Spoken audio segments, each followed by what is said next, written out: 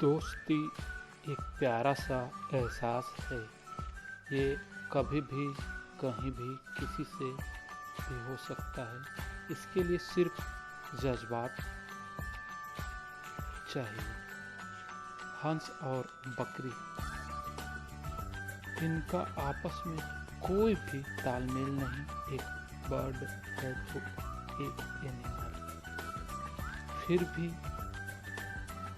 कितनी आसानी से ये हंस इन बकरियों के बीच रहने का आदी हो गया है, जबकि इनका रहन सहन खान पान बिल्कुल भी अलग होता है।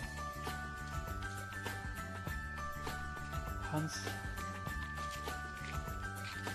के पार्टनर के मर जाने के बाद ये हंस बकरियों से दोस्ती कर लिया और इन्हीं के साथ चरने जाता है, घूमता है, खाता है और अपना सारा टाइम इन्हीं के साथ बिताता है। अगर ये बकरियों को देख नहीं पाए तो ये घबराने लगता है, व्याकुल हो उठता है और बकरियों को ढूंढने लग जाता है।